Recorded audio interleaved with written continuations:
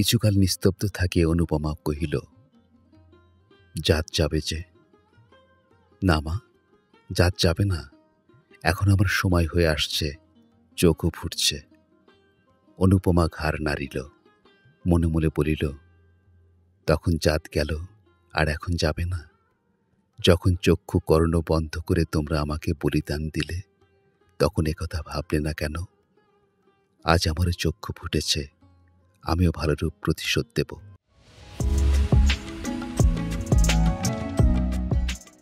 গল্পটকের আজকের পরিবেশনা শরৎচন্দ্র চট্টোপাধ্যায়ের গল্প অনুপমার প্রেম।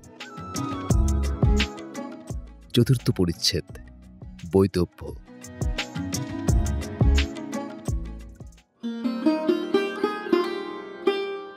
তথাপি অনুপমা একটু কাঁদিল।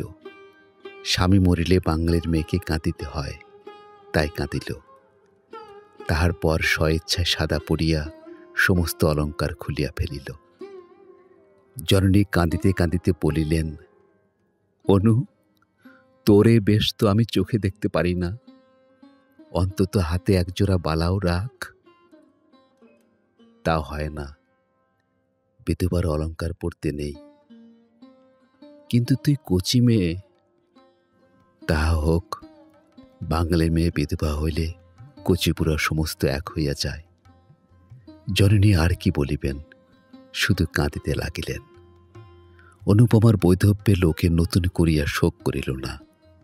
2-1 বৎসরে সে যে বিধবা হইবে তাহা সকলেই জানিত।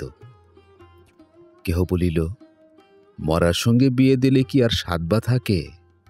কর্তাও এ কথা জানিতেন, গৃহিণীও বুঝিতেন, তাই শোকটা নতুন করিয়া হইল না।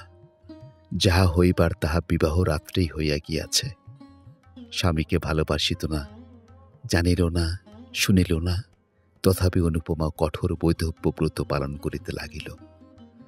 রাত্রে জল স্পর্শ করে না, দিনে এক মুষ্টি সহস্তে সিদ্ধে করিয়া লয়। একাদশীর দিন নিরম্ব উপবাস করে।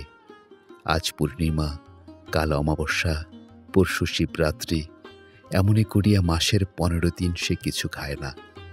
কেহ কোনো কথা বলিলে বলে, আমার ইহকাল গিয়েছে, এখন পরকালের কাজ করিতে দাও। এত কিন্তু সহিবে কেন? উপবাসে অনিয়মে অনুপমা শুকাইয়া অর্ধেক হইয়া গেল। দেখিয়া দেখিয়া গৃহিণী ভাবিলেন, এইবার সে মরিয়া যাইবে। কর্তাও ভাবিলেন, তাহা বড় বিচিত্র নহে। তাই একদিন স্ত্রীকে ডাকিয়া বলিলেন, অনুর আবার বিয়ে দেই? গৃহিণী বিস্মিত হইয়া জিজ্ঞাসা করিলেন, তা কি হয়? ধর্ম যাবে যে? অনেক ভেবে দেখলুম, 2 বার বিবাহ দিলেই ধর্ম যায় না। বিবাহের সঙ্গে ধর্মের সঙ্গে এ বিষয়ের কোনো সম্বন্ধ নেই, বরং নিজের কন্যাকে এমন করে খুন করলেই ধর্মহানির সম্ভাবনা। তবে দাও। অনুপমা কিন্তু একথা শুনিয়া ঘাড় নাড়িয়া তেরস্বরে বলিল, তা হয় না। কর্তা তখন নিজে ডাকিয়া বলিলেন, খুব হয় মা। তাহলে আমার ইহকাল পরকাল 2 কালে গেল। কিছুই যায় নাই, যাবে না, বরং না হলেই যাবার সম্ভাবনা। মনে করো, তুমি যদি গুণবান পতি লাভ করো, তাহলে 2 কালেরই কাজ করতে পারবে। একা কি হয় না? আপনাদের কাছে একটি সবিনয় নিবেদন, যদি আমাদের এই চ্যানেলটি আপনার ভালো লেগে থাকে, তাহলে দয়া করে সাবস্ক্রাইব করুন এবং লাইক কমেন্টস করে আমাদের অনুপ্রাণিত করুন। তাহলে শুনতে থাকুন আজকের গল্প অনুপমার প্রেম। না মা, হয় না, অন্তত বাঙালির ঘরের মেয়ের দ্বারা হয় না। ধর্মকর্মের কথা ছেড়ে দিয়ে সামান্য কোনো একটা কর্ম করতে হলেই তাহাদিগকে অন্যর সাহায্য গ্রহণ করতে হয়। স্বামী ভিন্ন তেমন সাহায্য আর কে করতে পারে বলো? আর কি দোষে তোমার এত শাস্তি? অনুপমা আনত মুখে বলিল, আমার পূর্বজন্মের ফল। গোড়া হিন্দু জগবন্ধু বাবুর কর্ণে এ কথাটা খট করিয়া লাগিল। কিছুক্ষণ স্তব্ধ থাকিয়ে বলিলেন, তাই যদি হয়, তবুও তোমার একজন অভিভাবকের প্রয়োজন। আমাদের অবর্তমানে কে তোমাকে দেখবে? দাদা দেখবেন, ঈশ্বর না করুক, কিন্তু সে যদি না দেখে, সে তোমার মার পেটের ভাই নয়। বিশেষ আমি যতদূর জানি তার মনও ভালো নয়। অনুপমা মনে মনে বলিল, তখন বিষ খাবো। আরও একটা কথা আছে অনু, পিতা হলেও সে কথা আমার বলা উচিত। মানুষের মন সবসময় যে ঠিক একরকমই থাকবে তা কেউ বলতে পারে না। বিশেষ যৌবনকালে প্রবৃত্তিগুলি সর্বদা বশ রাখতে মনের ঋষিরাও সমর্থ হন না।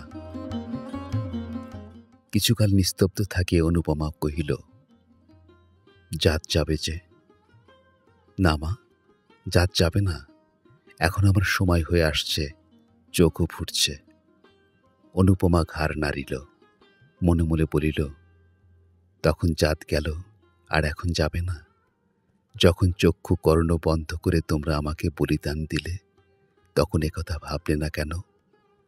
আজ আমারও চক্ষু ফুটেছে, আমিও ভালোরূপ প্রতিশোধ দেব। কোনরূপে তাহাকে টলাইতে না পারিয়া জগবন্ধু বাবু বলিলেন, তবে মা, তাই ভালো।